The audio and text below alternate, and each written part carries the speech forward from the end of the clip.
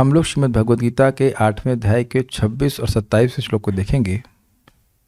इससे पहले कि हम इसको शुरू करें, प्रभुपाद जी बहुत सुंदर बात कहते हैं। प्रभुपाद जी के 9वें अध्याय के भगवद गीता के किसी श्लोक में वो बोल रहे हैं कि don't think this hearing is ordinary hearing, it is reactive. ये रिएक्ट कर रही है। जैसे कि ना टेस्ट ट्यूब होती है, उसमें कुछ आप वस्तु डालते तो बुल उससे पहले तक शांत रहना पड़ता है। अगर नहीं समझ में आ रहा है तो आप इनो को पैकेट खोलिएगा, पानी में डालिए तो bull bull bull bull bull bull, उससे पहले तक इनो एकदम शांत, पानी शांत, लेकिन पानी मिल के बुल बुल बुल बुल होना शुरू हो जाता है। तो उसी प्रकार से हम लोग यहाँ एकदम शांत पड़े हैं, संतुष्ट हैं, संतुष्ट हैं जूते पड़ रहे हैं लेकिन हम पिट रहे हैं, कोई दिक्कत नहीं। Suffering in this world and we are satisfied. लेकिन जब व्यक्ति भगवद गीता को सुनता है उसका रियली उसके चित्त में बुलबुलाहट होती है। बुलबुलाहट से मेरा अर्थ है, आशा है, मननशीलता। You begin to think. और शायद आप लोग संग ऐसा हो रहा होगा, बुलबुलाहट, भाई ये कार्य कर रहे हैं, इतनी मेहनत कर रहे हैं, उसका प्रयोजन क्या है। मैं तो एक अद्भुत आशीर्वाद अनुभव कर रहा हूँ अपने जीवन में कि एक भी दिन मृत्यु नहीं भूलती। It brings us a very strong sense of detachment and a strong sense of having no shelter in this world. अब मृत्यु को रख दीजिए तो हमारे जो भी भौतिक हमने व्यवस्था बना के रखी है उसके सामने कुछ भी नहीं है। तो बिल्कुल स्पष्ट समझ आता है कि सुबह उठ के करना क्या है। जो भी अपना सुबह जप पूरा नहीं कर रहा है और वो उसके लग रहा है कि उसके अलावा कोई ऐसी शेल्टर है जो उसको मृत्यु से बचा लेगी, है ना मतलब भक्ति करते करते मैंने कहा एक दिन तो चाहता भी नहीं भूलूं, लेकिन हर दिन भगवान याद दिला देते हैं कि आज मरते हो, मर सकते हो, आज ही मरोगे आज मर सकते हो, मरोगे। Quite reactive, is it not? That's good. आप जगत के कार्य कर रहे हैं, खा पी रहे हैं, सब कुछ है, लेकिन ये नहीं भूलते हैं कि आज मृत्यु हो सकती है। इससे हम बहुत सारी अनावश्यक चीज़ों से अपने मन को हटा लेते हैं जिनका कोई महत्व नहीं है। चलिए बात करते हैं मार्गों की। तो 2 मार्ग के बारे में भगवान ने वर्णन किया। एक था अग्नि का मार्ग, अर्चादि मार्ग, और दूसरा था धूम्र का मार्ग। अब उन दोनों मार्गों का उपसंहार कर रहे हैं, कंक्लूजन कर रहे हैं। मेरे पीछे बोलिए। शुक्ल कृष्णे गति हीयते जगतः शाश्वते मते। शुक्ल कृष्णे गति येते जगतः शाश्वते मते। एकया यात्यनावृत्तिम अनन्या वर्तते पुनः। एकया यात्यनावृत्तिम अनन्या वर्तते पुनः। शुक्ल कृष्णे गति हीयते जगतः शाश्वते मते। शुक्ल कृष्णे गति येते जगतः शाश्वते मते। एकया यात्यनावृत्तिम अनन्या वर्तते पुनः। एकया यात्यनावृत्तिम अनन्या वर्तते पुनः। मिस्टेक है, अन्यया, अन्यया होना चाहिए। शुक्ल कृष्णे गति हीयते जगतः शाश्वते मते। शुक्ल कृष्णे गति येते जगतः शाश्वते मते। एकया यात्यनावृत्तिम अन्यया वर्तते पुनः। एकया यात्यनावृत्तिम अन्या वर्तते पुनः। अन्यया वर्तते पुनः। अन्यया वर्तते पुनः। शुक्ल कृष्णे गति हीयते जगतः शाश्वते मते। शुक्ल कृष्णे गति येते जगतः शाश्वते मते। एकया यात्यनावृत्तिम अन्यया वर्तते पुनः। एकया यात्यनावृत्तिम अन्यया वर्तते पुनः। Okay, good try. आज तक हम लोग अनन्या ही बोलते आए हैं, लग रहा है। मैं भी बोलता है, इसलिए ऐसी गलती हो रही थी। वैदिक मतानुसार इस संसार से प्रयाण करने के 2 मार्ग हैं, एक प्रकाश का तथा दूसरा अंधकार का। जब मनुष्य प्रकाश के मार्ग से जाता है तो वह वापस नहीं आता, किंतु अंधकार के मार्ग से जाने वाला पुनः लौटकर आता है। ये क्रम मुक्ति और पंचाग्नि विद्या की विद्या को सूचित कर रहा है। जो कर्मकांड का मार्ग था वो हो गया धूम्र का मार्ग, और जो क्रम मुक्ति का मार्ग था वो हो गया अग्नि का मार्ग। याद है? स्पष्ट है, कोई इजी चीज़ें। शुक्ल कृष्ण, शुक्ल और कृष्ण, यहाँ पे कृष्ण का अर्थ भगवान कृष्ण नहीं है। कृष्ण का मतलब काला, तो कृष्ण पक्ष कह सकते हैं। ये काला मतलब अंधकार का मार्ग, और शुक्ल मतलब सफेद यानी कि प्रकाश का मार्ग है। तो इसलिए कहने शुक्ल कृष्ण जगतः एते गति ही। जगत के एते मतलब ये, गति ही, ये 2 मार्ग ही शाश्वते मते, सनातन रूप से स्वीकार किए गए हैं। ये क्या मतलब है? जगत कब से है? अनादिकाल से है। तो अनादिकाल से ये 2 मार्ग स्वीकार किए गए हैं, जिसमें एक है क्रम मुक्ति का मार्ग और दूसरा है स्वर्ग आदि में जाने का मार्ग। तो एक प्रश्न में आएगा, तो फिर ये वैकुंठ का मार्ग क्या हुआ जिसमें सद्य मुक्ति होती है? यहां क्रम मुक्ति के मार्ग के संबंध में और कर्मकांड के संबंध में बात करेंगे तो दो मार्ग हैं, लेकिन हम स्पष्ट भागवतम से जानते हैं कि अजामिल को कोई देवता के पास नहीं जाना पड़ा था, वो अर्ची देवता उसके पास नहीं जाना पड़ता, सीधे वैकुंठ के पार्षद आए और उनको भगवान के पास ले गए। It can be sound proof also. ठीक है, तो शाश्वत क्यों कह रहे हैं, समझ में आ रहा है ना? क्योंकि अनादिकाल से जगत चल रहा है, तो ये मार्ग बना हुआ। जब भी सृष्टि होती है तो दो मार्ग से लोग जा रहे हैं, दो मार्ग से गति प्राप्त करें, लेकिन एक तीसरा मार्ग आप जानते हैं, तीसरा मार्ग, इसीलिए तीसरे मार्ग के बारे में अगले श्लोक में वर्णन हो जाएगा। इन दोनों मार्ग को जानते हुए भी जो भक्त हैं उसे मोहित नहीं होते कि वो कौन से मार्ग से जाएंगे, क्योंकि उस मार्ग से जाएंगे ही नहीं। भक्त लोग इस तरह से नहीं जाते, भक्त लोगों के लिए भगवान वैकुंठ से विमान भेज देते हैं, बैठ के चले जाते हैं। Is it okay? एक या एक के द्वारा अनावृत्ति यानी मोक्ष, अनावृत्ति, आवृत्ति मतलब रेपिटेशन और अनावृत्ति मतलब रेपिटेशन नहीं होना, याति यानी प्राप्त होता है।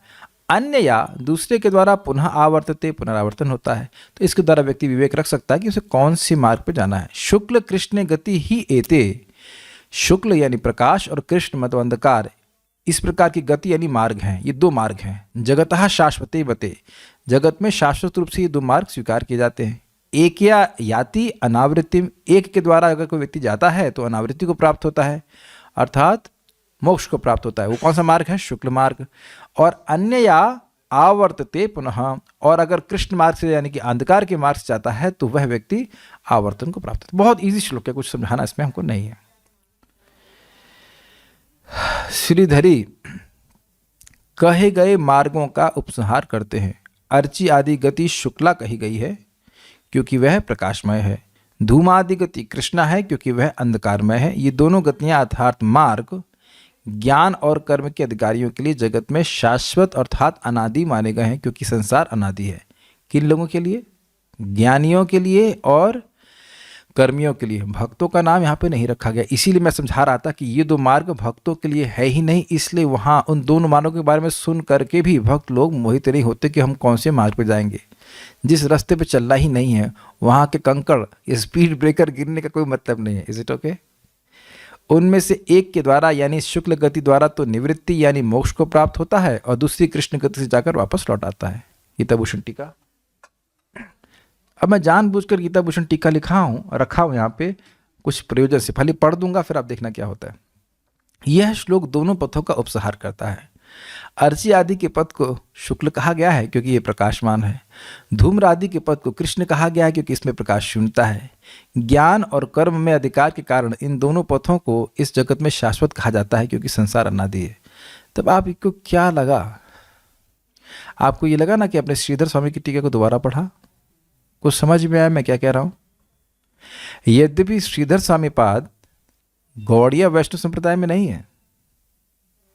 Did you notice very strong point? कुछ दिखाई पड़ा आपको? अभी आपके सामने दोनों टीकाएं हैं कि नहीं? श्रीधर स्वामी पाद इस ब्रह्म मध्व गौड़ीय संप्रदाय में नहीं है, वो जो हमने सुना है वो विष्णु स्वामी संप्रदाय में है। लेकिन स्वयं श्रीमन चैतन्य महाप्रभु उनको गुरु को नहीं मानी। जो भगवान कृष्ण हैं वह कह रहे हैं कि मैं उन्हें गुरु के रूप में स्वीकार करता हूँ। और यहाँ भी आप देख रहे हैं कि बलदेव विद्याभूषण पाद उनकी टीका को यथावत रिपीट कर देंगे। और कहीं कहीं भागवत में भी देखते हैं कि चक्रवर्ती पाद श्रीधर स्वामी पाद की टीका को एकदम एग्जैक्ट यथावत रख देते हैं। तो संप्रदाय में कोई विरोध, वैष्णव संप्रदाय में कोई ऐसा अलग बात नहीं बोली जा रही है। एक बार किसी ने प्रभुपाद से पूछा, आपकी टीका तो एकदम श्रीपाद रामानुजाचार्य जैसी लगती। कहते हैं यही तो पॉइंट है। एक व्यक्ति ने प्रभुपाद जी की टीका को पढ़ा और कहा आपकी टीका तो श्रीपाद रामानुजाचार्य जैसी लगती है। तो कहते हैं हाँ वही बात है। बात बड़ी सिंपल है। चाहे आप आईआईटी बॉम्बे में पढ़ें चाहे आईआईटी कानपुर में पढ़ें, जो विषय होता है वो वही होता है। कोई ऐसा नहीं कि वो कृष्ण के अलावा किसी और को भगवान बोल देंगे, कुछ और तत्व बता देंगे, बात वही बोली जा रही होती है। ये तो विचारनीय बात होती है। जो प्रामाणिक रूप से संप्रदाय में बात कर रहे हैं, जो आचार्य गण हैं, वो इस प्रकार के भेद नहीं प्रस्तुत करते हैं। वो एक ही बात बोल रहे हैं, आपके सामने टीका रखिए। और आपने एक जगह देखा था कि प्रभुपाद जी शीतल स्वामी को भी कोट कर रहे थे भगवद गीता में, भी कुछ इसी अध्याय में हमने देखा था। आप लोग कौन सी इसमें था जब बोलते हैं शीतल स्वामी ऐसा कहते हैं, समथिंग वॉज देयर।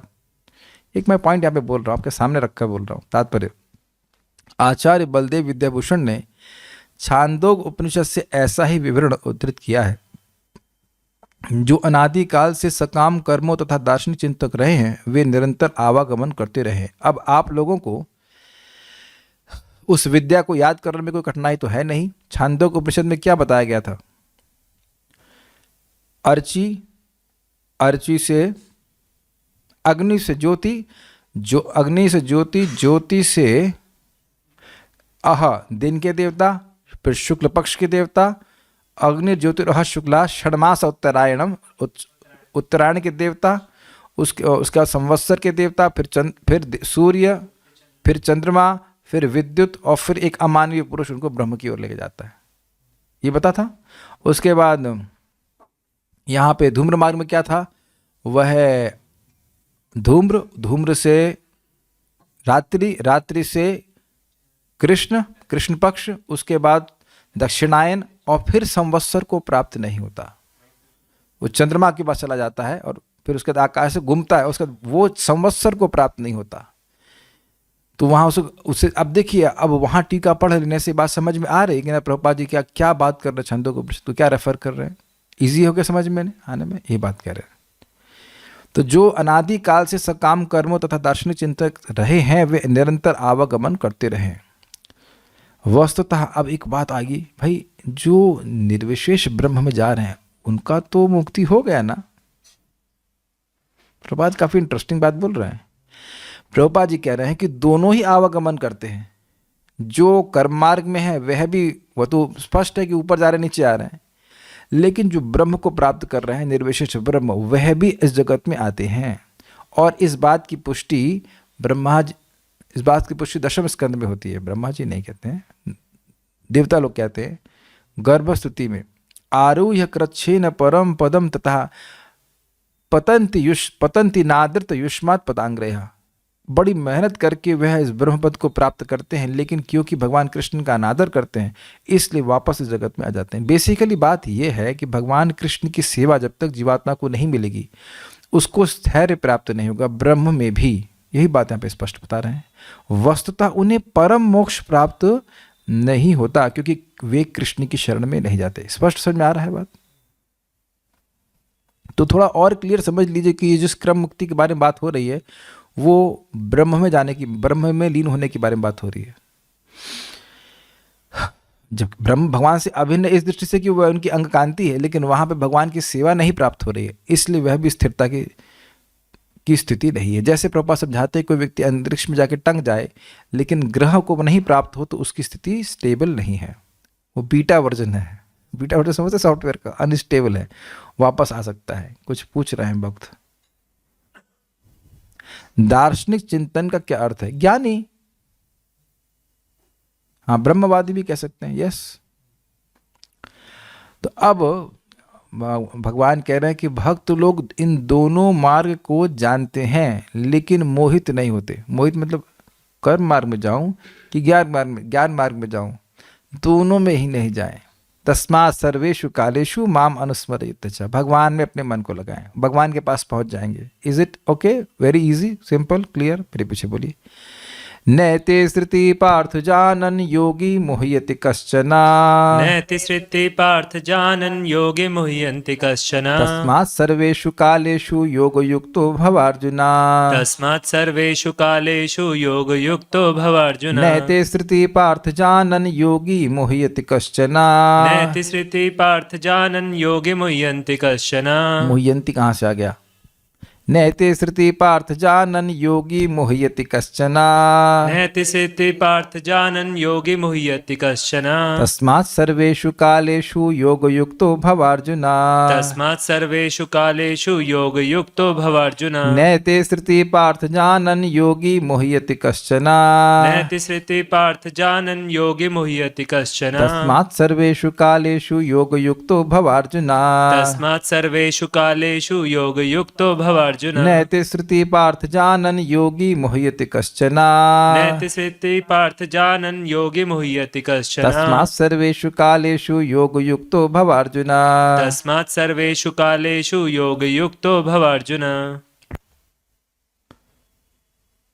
हे अर्जुन, यद्यपि भक्तगण इन दोनों मार्ग को जानते हैं, किंतु वह मोहग्रस्त नहीं होते, अतः तुम भक्ति में सदैव स्थिर रहो। तो क्यों जानते हैं? ताकि मोह में स्थित न हो। इन दोनों मार्गों को समझ करके व्यक्ति इनके दोषों को देखता है। पहला दोष क्या है भाई? सिलेक्शन, टाइम का सिलेक्शन बहुत जरूरी है। अब कौन जाने कब हम मरने वाले हैं? भक्तों को पता रहता है क्या? आप अगर पता भी करते हो तो किसी एस्ट्रोलॉजर से मालूम करते हो, खुद तो नहीं पता रहता कि मैं कब मरूंगा। अब पता नहीं वो सच है कि गलत है। अगर मान लो वो सही हुआ तो आप उसको थैंक यू नहीं बोल सकते, और अगर गलत हुआ तो आप उसे गाली नहीं दे सकते। अबे तूने गलत बोला यार, बस टाइम तो मरने वाला था, तो पहले मर गया। नहीं बोल पाएंगे ना, इसीलिए वो बोलते हैं। तो विन विन सिचुएशन उनकी। अगर मर गए सही टाइम पे तो यार सही बोला है, बड़ा अच्छा। आप ऐसा नहीं कि उस जिस टाइम पे उसने बोला कि मरोगे तो अब आप उस टाइम मर गए तो उसका आप यूट्यूब पे ऐड देंगे, देखो इसने जिस टाइम में बोला था मैं उसी टाइम में मरा। और अगर गलत बोला तो आप उसको कंप्लेन नहीं कर सकते हैं। तो पॉइंट इज दैट कि भक्त लोग सब जानते हैं कि हम कभी भी मर सकते हैं। तो उस व्यक्ति के हाथ में अपने को रख देना चाहिए जो पूरी तरह सभी का कंट्रोलर है, सारे कालों का, सब कुछ का कंट्रोलर है। That's what Krishna is speaking here. Partha, हे पार्थ, एते श्रुति, एते मतलब इन दोनों मार्गों को, श्रुति मतलब मार्ग, उन दोनों को जानन, जानकर, कश्चिन योगी, कोई भी योगी यानी भक्त, योगी मतलब जो अपनी इंद्रियों को भगवान की सेवा से जोड़ रहा है, न मोहयति, मोह प्राप्त नहीं होते हैं। अब मोह का क्या अर्थ है? मोह का मतलब होता है किसी भी वस्तु को उसके स्वरूप में नहीं समझना, कुछ अन्य समझना, इसे कहते हैं मोहित होना। तो वो घबराते नहीं हैं, ये मोहित नहीं होते, उनकी समझावट में दिक्कत नहीं आती कि अरे हम कब मरेंगे, कहीं हम स्वर्ग तो नहीं चले जाएंगे, इत्यादि इत्यादि। भगवान की भक्ति जिसने भी शुरू कर दिया है करना, वह भगवान के संरक्षण में ही है। अब वो अनंत काल तक भगवान के संरक्षण में ही रहेगा। आज मैं जब सुबह जब कर रहा था तो मुझे यही बात सोच सोच करके बहुत खुशी हो रही थी कि जो भी भक्त, चाहे वो 4 माला कर रहे हों, चाहे 8 कर रहे हों, चाहे वो 8 बजे उठ रहे हो, चाहे 4 बजे उठ रहे हों, वो जब करना शुरू कर दिए हैं तो अब उनको भक्तों के द्वारा भगवान के चरणों में सुपुर्द कर दिया गया है। Now it is Krishna and them. आप मेरी बात समझ रहे हैं? जिनको भी आप प्रचारित कर रहे हैं, जरूरी नहीं है कि वो आपके साथ हमेशा रहेंगे, लेकिन वो भगवान के साथ हमेशा रहेंगे। हमारा कर्तव्य ये था कि उनको भगवान के संरक्षण में डाल दें। अब उनका कर्तव्य है कि वह जीवन भर भक्ति करें या ना करें। बहुत, ये मेरे शब्द नहीं है, ध्यान दीजिएगा, ये प्रभुपाद जी के शब्द हैं। The faith has been given. Now it is the responsibility of the person who has been given the faith to increase the faith. बड़ा सुंदर स्टेटमेंट हमको लगा भाई। जिसको श्रद्धा दे दी गई है उसके ऊपर ये रिस्पॉन्सिबिलिटी है कि वह उस श्रद्धा को कैसे बढ़ाए। बढ़ाने का सिंपल तरीका, भगवान के भक्तों के संग में आए, भगवान के बारे में सुने, लेकिन रिस्पॉन्सिबिलिटी उसकी है। माली हो या से बीज करे आरोपण, श्रवण कीर्तन जले कौराय सेचन। खुद व्यक्ति को माली बनना होता है। माली बनने के लिए किसी को हम धक्का नहीं दे सकते। मैं ये बात क्यों बोलने लग गया, कहाँ से आ गई बात? हाँ, मैं ये बात बोल रहा था कि भक्त लोग समझ रहे हैं कि हम लोग भगवान की भक्ति के आश्रय में हैं, और भगवान की भक्ति कर रहे हैं तो भगवान के आश्रय में, तो इन मार्गों के बारे में हमें चिंता करने की क्या जरूरत है?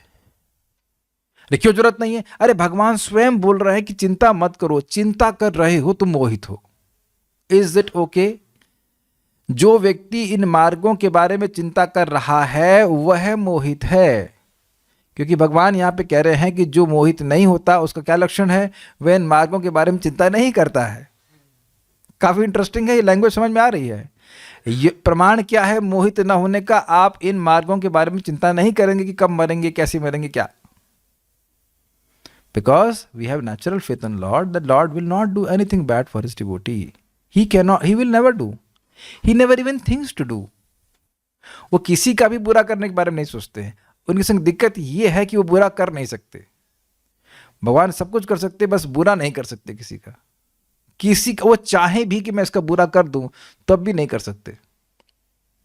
पॉइंट इधर की चाहते ही नहीं कभी, वो हमेशा वो मंगल विधान ही करते हैं। क्या सुना है ना भजन आपने, वो मंगल मु नहीं क्या है वो, मंगल भवन अमंगल हारी सबहु से बस अजर भगवान राम भगवान कृष्ण कभी किसी का अमंगल कर ही नहीं सकते, किसी का अमंगल हो ही नहीं सकता उनके संपर्क में। जैसे कोई सूर्य अंधकार की सृष्टि कर सकता है, नहीं कर सकता। तस्मात, इसलिए समझ में आ गया, क्योंकि ये भगवान का आश्रय ले रहे हैं, भगवान का प्रसाद ग्रहण कर रहे हैं, भगवान की सेवा कर रहे हैं, भगवान का नाम उच्चारण कर रहे हैं, प्रणाम कर रहे हैं, तो अब भगवान देखेंगे ना। और भगवान कह रहे हैं तस्मात, अरे तुम मेरी शरण में हो अर्जुन, तस्मात अर्जुन, हे अर्जुन तुम मेरे भक्त हो, सर्वेषु कालेषु योग युक्त भवा, तुम सभी कालों में योग से युक्त हो। योग से युक्त का अर्थ क्या हुआ, ये सुनिश्चित कर रहे हैं कि कोई ना कोई इंद्रिय भगवान की सेवा में लगी रहे। आप ध्यान दीजिएगा कि हम अपनी किसी भी इंद्रिय से भगवान की किसी भी इंद्रिय की सेवा कर सकते हैं। जैसे इस समय आप अपने कानों को लगाए हुए हैं, अब क्लास समाप्त हो जाएगी तो मैं अपने हाथों को लगाऊंगा, भगवान के लिए सब्जी लेने के जाऊंगा। एक मिनट जरा मुझे पकड़ाएंगे। हाउ टू बिकम योग युक्त, I must show this prop, is very easy prop. Yes, hold your bag like this. This is योग युक्ता। अर्जुन धनुष पकड़े हुए थे, and hold a sabzi bag for Krishna and you can have your weapons। एक devotee बोल रहे थे, नाम हम भूल रहे हैं, नाम भूल नहीं रहे, नाम याद है, बोलना नहीं चाह रहे। हम सुबह से शाम तक सेवा में लगे रहते हैं, भोजन बनाना ये बनाने का, तो भाई अच्छा है ना, अच्छा है ना, क्योंकि जैसे ही भगवान की सेवा छोड़ेंगे, अच्छा खाली बैठे हो, इधर आओ इधर आओ। एक टेम्पल कमांडर और है माया देवी, इधर आओ इधर आओ, वो सेवा को, वो यूट्यूब देखो, फेसबुक देखो, ये देखो वो देखो, उसी में समय खराब कर देगा। तो योग युक्त कर समझ में आ रहा है ना। आप देखिए, स्वाभाविक सी बात है, आप जानते हैं कि अर्जुन पूरे टाइम भगवत गीता नहीं सुन रहे थे, is it not. Bhagavad Gita भी सुनते थे, सुबह शाम कृष्ण से बातचीत भी करते, लेकिन कृष्ण की सेवा भी करते। तो हर क्षण योग युक्त का अर्थ बड़ा स्पष्ट है। यह ट्रेनिंग ले लें, सीख लें कि हम कैसे भगवान की सेवा किसी ना किसी रूप में कर सकते हैं। Is that okay? ये ट्रेनिंग अपने को लेना है। तो उसके बाद आप कभी भी कहीं भी मरेंगे, भगवान के पास जाएंगे। वैसे भी कभी भी कहीं भी मर सकते हैं। ऐसा तो नहीं कह सकते कि हम कभी भी कहीं भी नहीं मरेंगे, लेकिन योग से युक्त रहेंगे, इंद्रियां भगवान की सेवा में लगी रहेंगी, तो हम भगवान के पास चले जाएंगे। ये बात भगवान बोल रहे हैं। ओके? परम पूज्य राधानाथ महाराज बड़ा अच्छा बोलते हैं कि free time is not a luxury, it's a danger.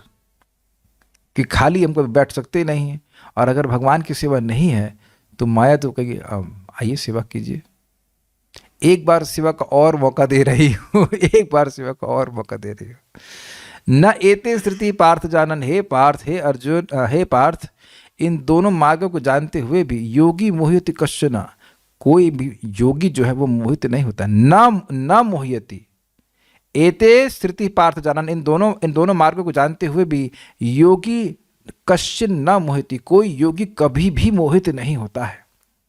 तस्मात् सर्वेषु कालेषु, इसलिए सभी कालों में योग युक्त भवार्जुन, योग से युक्त रहो अर्जुन।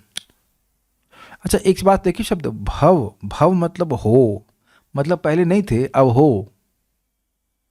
इसलिए यह कहना कि योग से युक्त होना केवल नित्य सिद्धों के लिए संभव है, ये गलत बात है। भगवान यहाँ पे होने के लिए कह रहे हैं। जो व्यक्ति नहीं होता है उसके बाद वो होता है। मैं समझा पा रहा हूँ, मेरी भाषा समझ पा रहे हैं? तो होने का मतलब क्या है? अब मैं कहूँ कि आप एक अच्छे मृदंग प्लेयर होइए, तो अभी नहीं है, अभ्यास करके होइए। सो लॉर्ड इज इंडिकेटिंग साधना भक्ति, जिसमें हम अपनी वर्तमान इंद्रियों को भगवान की सेवा में लगाए रखते हैं। बस ये देखते रहिए कि भगवान की सेवा में लगे रहें। मैं बार बार बोल रहा हूँ, आप कुकिंग कर रहे हैं तो वो तो हाथ पैरों से सेवा कर ही रहे हैं, आप कथा भी सुन सकते हैं। आप कहीं यात्रा में जा रहे हैं तो कथा सुन सकते हैं। कथा सुनने का सबसे बढ़िया तरीका है, इससे भगवान का स्मरण बड़ा आराम से होता है। और साथ साथ हाथ से काम करिए, यह भगवान का नाम उच्चारण करिए, यह देखने का प्रयास कीजिए। We may not be able to do it all the times, but we can try. हम भगवान का स्मरण नहीं कर रहे तो उसका मतलब यह तो नहीं कि किसी का स्मरण नहीं कर रहे हैं। तो स्मरण तो चल ही रहा है, तो प्रयास करने का प्रयास कीजिए। ये ज्यादा आसान है कि इन मार्गों की चिंता करना ज्यादा आसान है। अब विचार कर लीजिए, सब्जी का बैग लेकर भगवान के लिए सब्जी लेना वो आसान है कि हम चिंता, उसमें भी हम मार्ग सोचते हैं, इस मार्ग से जाएंगे उस मार्ग से जाएं, वो ज़्यादा आसान है कि अब ये कर्म मार्ग और ज्ञान मार्ग। आज तक यही समझ में नहीं आया ज्ञानी लोग करते क्या है कि नहीं, हमको भी पता नहीं एग्जैक्टली क्या करते हो, कुछ तो करते होंगे, बट उसके बारे में लोग मोहित नहीं होते, चिंता नहीं करते। क्या करना है? योग युक्त भवार्जुन। श्रीधरी मार्गीय ज्ञान का फल दिखाकर भक्ति योग का उपसंहार करते हैं। मार्ग ज्ञान का फल पिछले श्लोक में दिखा दिया। शुक्ल वाला मार्ग जो है मुक्ति का मार्ग है, और कृष्ण मार्ग जो है वह पुनरावर्तन का मार्ग है। हे पार्थ, मोक्षप्रद और संसारप्रद इन दोनों मार्गों को जानता हुआ कोई भी साधक मोहित नहीं होता। भाव यह है कि सुख बुद्धि से स्वर्ग आदि फल की कामना नहीं करता। मतलब हुआ कि वह ये नहीं सोचता कि मैं स्वर्ग जाके बड़ा सुखी हो जाऊंगा। That is called bewilderment. यही है बिविल्डरमेंट होने का मतलब, बिविल्डर होने का मतलब कि इस जगत में मेरे लिए कुछ सुख है, किंतु परमेश्वर में निष्ठा वाला ही होता है। भगवान की भक्ति में निष्ठ रहता, शेष बात स्पष्ट है। इसलिए हे अर्जुन, तू समस्त काल में योग युक्त हो, योग में फिक्स्ड हो। गीता भूषण टीका। इन दोनों पथों का ठीक ठीक ज्ञान होने से, अर्थात यह समझने से कि प्रकाश का पथ मुक्त कराता है और धूम्र का पथ आवृत्ति कराता है, मेरा भक्त मोहित नहीं होता। वह कर्म योग आदि की आवश्यकता में श्रद्धा नहीं रखता, और जो धूम्र के पथ पर ले जाने वाला होता है, और नहीं है, जो धूम्र के पथ पर ले जाने वाला होता है, वह समाधि में स्थित रहता है ताकि वह दोबारा लौट कर ना आ सके। स्पष्ट। समाधि का मतलब समझ गए? समाधि का मतलब लगातार किसी न किसी तरह कर्म को भगवान से कनेक्ट किए रहना।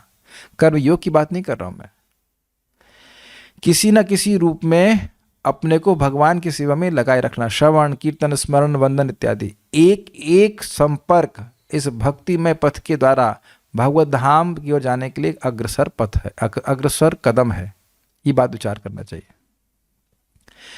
आज महाराज का प्रवचन सुन करके जब मैं लौट रहा था, तब मैं सोच रहा था ये मंदिर से लेकर घर तक आने के लिए जो 5 मिनट का समय है, उसमें भी तो कितने सारे हरे कृष्ण निकल जाएंगे।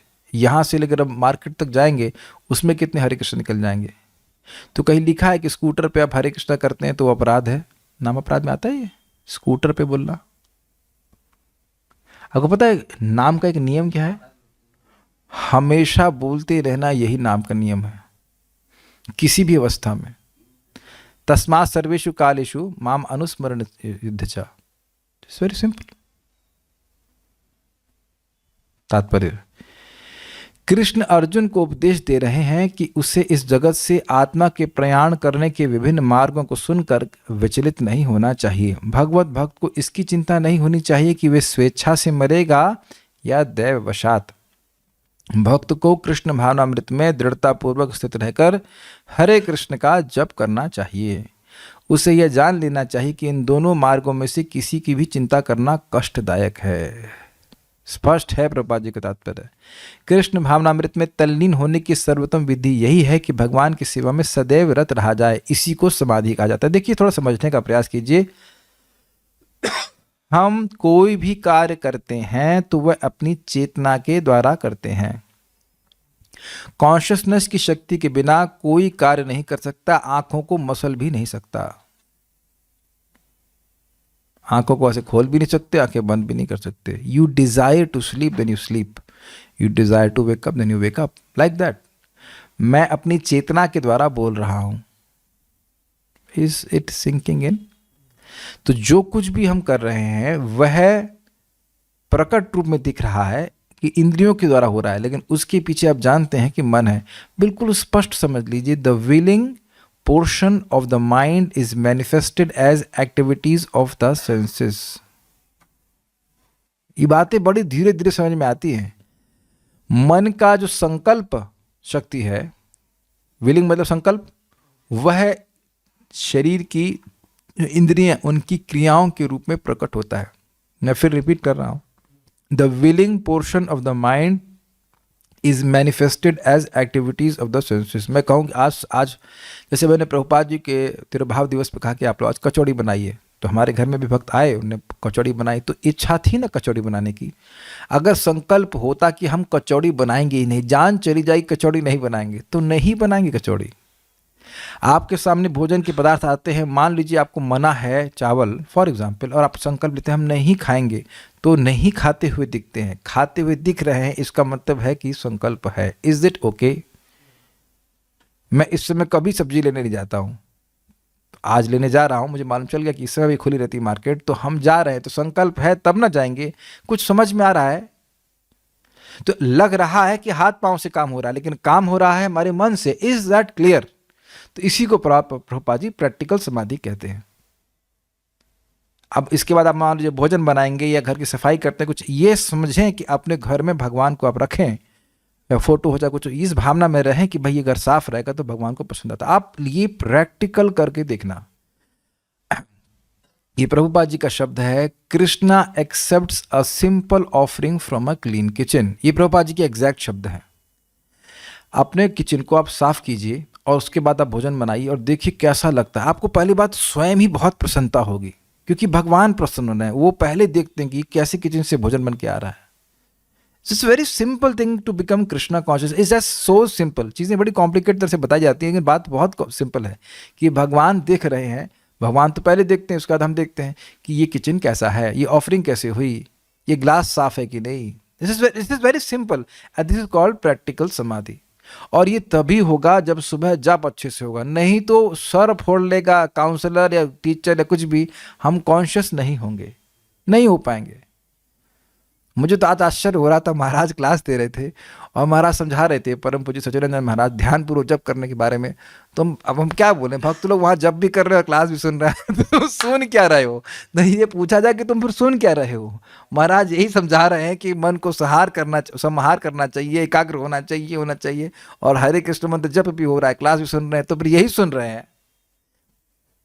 हाँ, ये एक YouTube पे सुनने में फ़ायदा ये होता है कि दोष जो नहीं दिखने चाहिए वो नहीं दिखते हैं, लेकिन हम वहाँ जाते तो हमें दिख ही जाता है कि महाराज इस समय बोल रहे हैं कि आप ध्यानपूर्वक जप कीजिए, आदरपूर्वक कीजिए। और वो जो कहा जा रहा है, तो वे सुन क्या रहे हैं? जो सुन रहे हैं उसी का तो अतिक्रमण किया जा रहा है क्लास में। नहीं, एक ही समय में दोनों काम कर लेंगे। दो मुख है हमारे पास, एक से सुन लेंगे और एक से हम जप कर लेंगे। Does not work like that.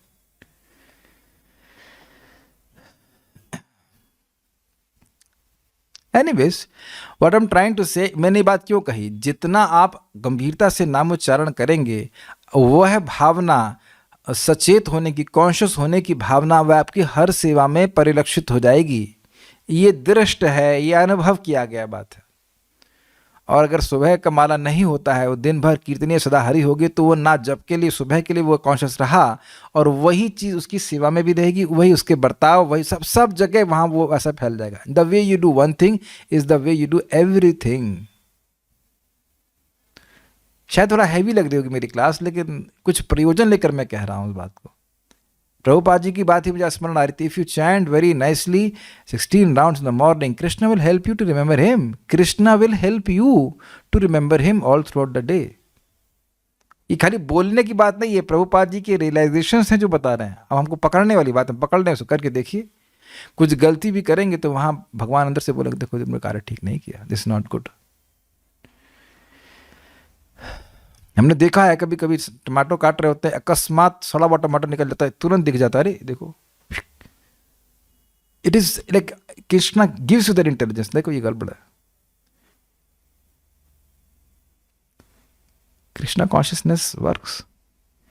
इससे भगवत धाम का मार्ग स्वतः सुगम, सुनिश्चित तथा सीधा होगा। एक बात अब बहुत सिंपल सी बताऊंगा। जैसे आज एक भक्त ने प्रसाद बहुत अच्छा बनाया, बहुत सुंदर जूस दिया, तो क्या वो जूस या वो वस्तु या चटनी जो कुछ भी, क्या कृष्ण को वैसे नहीं लगेंगे जैसे आपको लग रहे हैं? कुछ क्लिक किया आप लोगों को? ये बात कुछ क्लिक कर रहा है? अच्छा भोजन कोई आपको कराता है, बताइए क्या कभी जिंदगी में भूल जाते हैं उसको? आप कभी भूल सकते हैं? कभी कभी तो 20-20 साल तक आपको याद रहता है कि उस व्यक्ति ने को 20 साल पहले बड़ा अच्छा भोजन कराया था। आप प्लीज समझने का प्रयास कीजिए, it's not an simple thing कि आप भगवान को सुंदर सुंदर भोजन अर्पण कर रहे हैं। भगवान उसी लिए आपको वापस लेके आएगा, इसने अच्छा खिलाया है। अब इतने दिन हमको खिलाया है तो हम इसको नहीं बुलाएंगे खिलाने के लिए? Krishna appreciates every most insignificant service of his loving devotees. इस श्लोक का योग युक्त शब्द विशेष रूप से महत्वपूर्ण है। जो योग में स्थिर है वे अपनी सभी गतिविधियों में निरंतर कृष्ण भावनामृत में रहता है। यही बात समझाई। ऐसा नहीं कि बस ध्यान किया उसके बाद और कुछ काम किया। ध्यान तो कर ही रहे हैं, जप तो कर ही रहे हैं, श्रवण कीर्तन तो हो रहा है, और उसका प्रभाव आपकी सारी क्रियाओं में भी आ रहा है। कैसे बात कर रहे हैं, कैसे आप कार्य कर रहे हैं, सारा कुछ। Is it okay? श्रील रूप गोस्वामी का उपदेश है, अनासक्तस्य विषयान यथारम उपयुञ्जतः। मनुष्य को सांसारिक कार्यों से अनासक्त रहकर कृष्ण भावनामृत में सब कुछ करना चाहिए। इस विधि से, जिसे युक्त वैराग्य कहते हैं, मनुष्य सिद्धि प्राप्त करता है। अतएव भक्त कभी इन वर्णनों से विचलित नहीं होता, क्योंकि वह जानता रहता है कि भक्ति के कारण भगवत धाम का उसका प्रयाण सुनिश्चित है। बड़ा स्पष्ट है, ये थोड़ा समझ लें इस बात को। युक्त वैराग्य का मतलब क्या है? भक्त या वो व्यक्ति उस वस्तु में आसक्त नहीं है, लेकिन उस वस्तु का प्रयोग भगवान की सेवा में है, इसलिए उस वस्तु का ध्यान रखता है। बस ये बात है। आप प्रैक्टिकल देख सकते हैं कि भौतिकतावादी व्यक्ति वस्तुओं में आसक्त हो जाते हैं। हमारी कार, हमारा स्कूटर, हमारा ये, वो बोलते भी हैं और इस तरह से झगड़ा भी करते हैं। लेकिन भक्त बड़ा स्पष्ट देखता है, और ये देखने का सामर्थ्य आ ही गया होगा कि भाई हम तो कुछ लेके आए नहीं।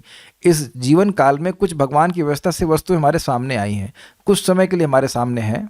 उस जितने समय के लिए हमारे सामने है उसको हमें भगवान की सेवा में उपयोग करना है। तो यद्यपि ये चीज़ें टेम्परेरी हैं, लेकिन अगर भगवान की सेवा में उपयोग करते हैं तो लाभ इटर्नल है, शाश्वत है। इस बुद्धि से उन वस्तु में अनासक्त रहते हुए उनको भगवान की सेवा में उपयोग करने के प्रति आसक्ता, इसे कहते हैं युक्त वैराग्य। आप देख ही रहे होंगे कि पिछला स्मार्टफोन याद भी नहीं होगा आपको जो खो गया। मैं एग्जाम्पल दे रहा हूँ, स्मार्टफोन का भी उपयोग हम लोग भगवान की सेवा में कर ही देते हैं।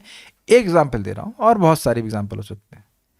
जो भी वस्तुएं आप भगवान की सेवा में उपयोग कर रहे हैं वह दिव्य है, क्योंकि भगवान की सेवा में है, लेकिन वो है तो टेम्परेरी। तो उन वस्तुओं में आसक्त ना होकर के व्यक्ति को भगवान की सेवा में आसक्त होना चाहिए। ये सिंपल सी बात है। अगर ऐसा करता है तो उन वस्तुओं के उपयोग के द्वारा भी वह जगत में बंधन में नहीं पड़ता। He remains on a liberated platform, he और she, while using those things for Krishna service. इतनी सिंपल सी बात है।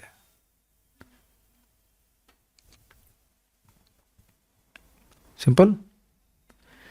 एक इंटरेस्टिंग बात एग्जाम्पल मन में आ रहा है। जेल से निकलने के लिए कोई चाबी तो देगा नहीं किसी व्यक्ति को, तो वहीं की किसी वस्तु से बना बुनो करके चाबी निकालनी पड़ेगी कि नहीं? उसको ताला, कुछ तार वार, ऐसे कोई तो ऐसा तो नहीं बाहर से आकर कोई चाबी दे के जाता होगा। अब मुझे नहीं पता कैसे जो लोग जेल से भागते हैं, लेकिन समथिंग वहीं जुगाड़ बना के कुछ करता होगा बंदा। तो ये एक बहुत बड़ा विज्ञान है जिसको भक्तों को सीखना चाहिए कि वस्तुओं का निषेध नहीं करना है, वस्तुओं को भगवान की सेवा में उपयोग करने की कला को सीखना है। उसके द्वारा व्यक्ति जगत में बंधन में नहीं पड़ेगा। अब एक भक्त कोई प्रश्न करे कि भाई मोहित, योग से युक्त होने के लिए आप क्यों कह रहे हैं? तो उसका श्लोक का लिंक जो है वो अगले श्लोक से है। कैसे, बड़ा सुंदर श्लोक है, कल आप सब परिवार सहित आइएगा अगर हो सके तो, कि कैसे अपनी इंद्रियों को भगवान की सेवा में नियोजित करने वाला सारे पुण्य को प्राप्त करता है और साथ ही भगवत धाम को भी प्राप्त करता है, इसलिए मोहित नहीं होते। कुछ समझ में आ रहा है? कृष्ण सुभजे सोए बड़ा चतुर, उसके लिए मैं भी बहुत उत्साहित हूँ। उम्मीद है कि कल आप लोगों को बहुत अच्छा लगेगा, उसको हम कल चर्चा करते हैं। तो उम्मीद है कुछ बात समझ में आ गई होगी। So we'll stop here. Shrimad Bhagavad Gita की जय, श्री प्रभुपाद की जय, निताई गौर प्रेमानंदे।